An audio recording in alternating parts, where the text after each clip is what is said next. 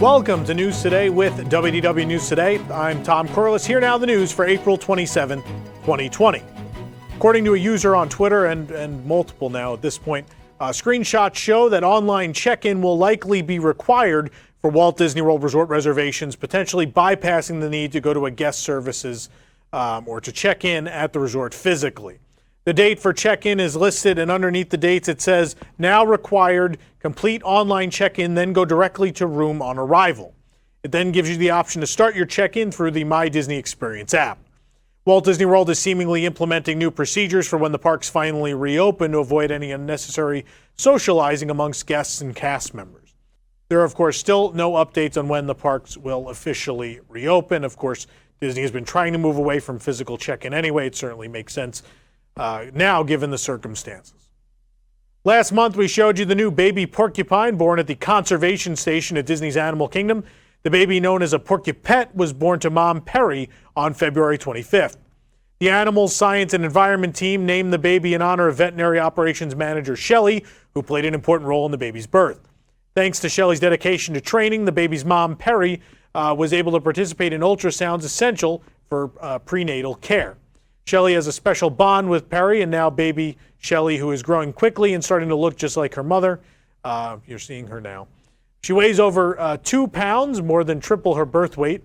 According to Dr. Mark Penning, Porcupettes are covered in a fine red fur coat. You can see definitely the little redhead with her mother.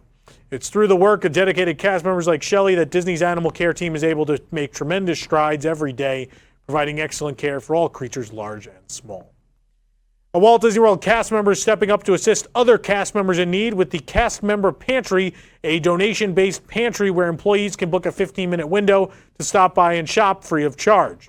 Emily Latrigue is the lead cast member behind the project, which started out as a small grassroots effort to redistribute leftover groceries. The project has since evolved into a full-on pantry stocked with non-perishable food, pet supplies, and toiletries.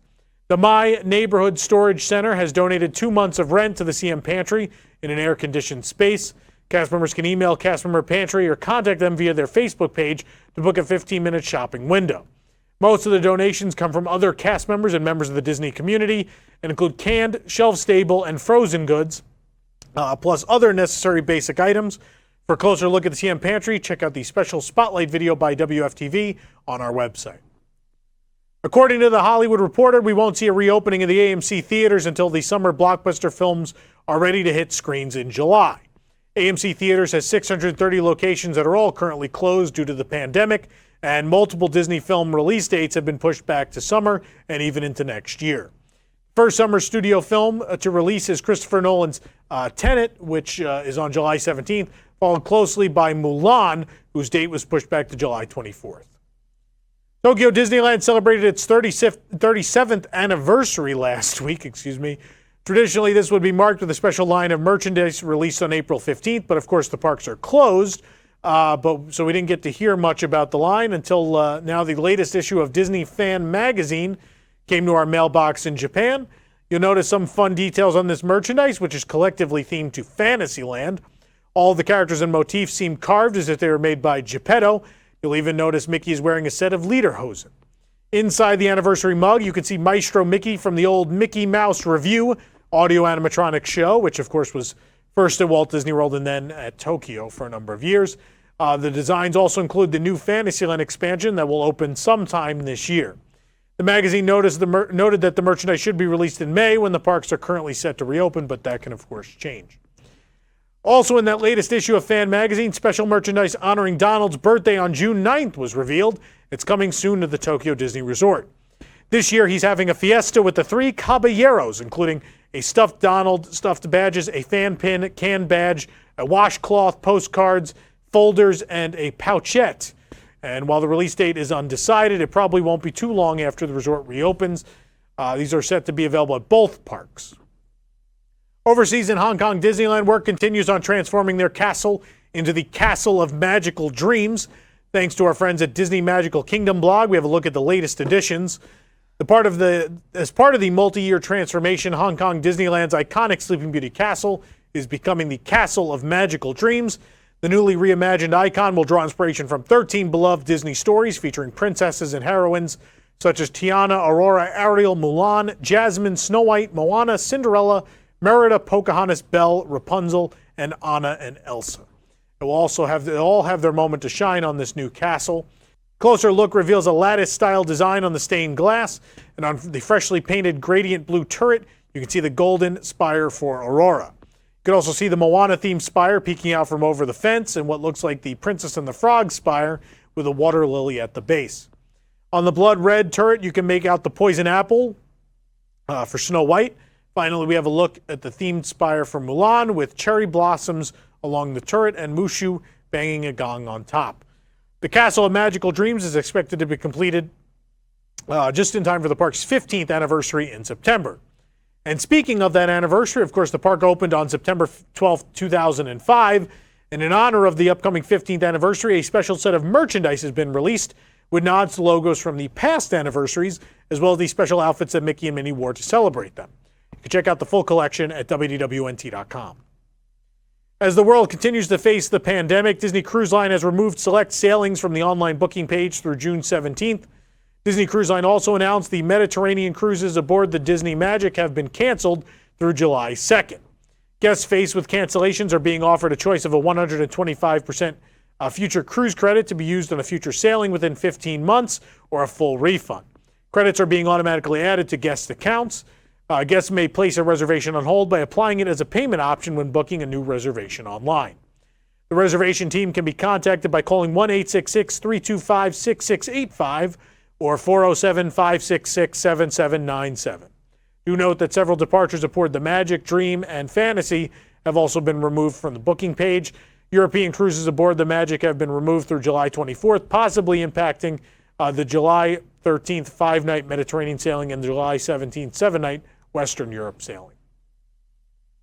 In light of the ongoing Disney parks closures, Disney Vacation Club has had to make a number of adjustments for its members regarding points, use years, and more.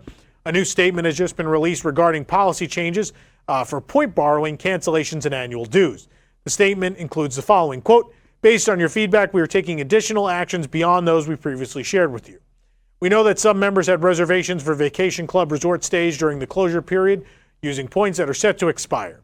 2019 use year points for April and June that are set to expire in 2020 and that were used for these reservations will be extended for 1 year from the current expiration date. 2018 use year points for April and June that were banked into 2019 and used for those reservations will be extended for 6 months from their current expiration date. Please note that this temporary policy only includes expiring points that were used to book a stay between March 12th and the end of the closure period and that involve a reservation canceled after February 29th. Beginning today, members who want to borrow points to complete a reservation will temporarily only be able to borrow up to 50% of their future use year points per contract as permitted by your house rules and regulations. Doing this will help manage inventory and accommodate more members who want to schedule their vacations once the resorts reopen. Points already borrowed for a stay outside of the closure period will be honored, even if they are above the 50% threshold. Given the unique circumstances of the situation, the proposal is to issue a credit to members in mid-December as part of the distribution of annual dues statements for 2021 if their association has an operating surplus as opposed to rolling all surpluses into reserves.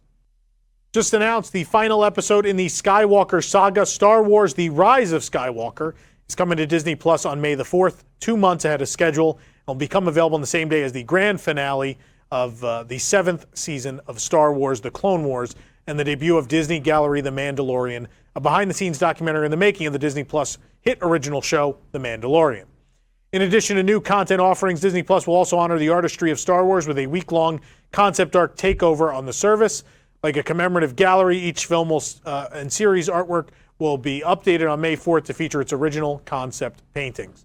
From Star Wars: A New Hope to The Mandalorian, the updated art will feature work from celebrated artists such as Ralph McQuarrie and Academy Award-winning artist, author, and producer and production designer Doug Chang.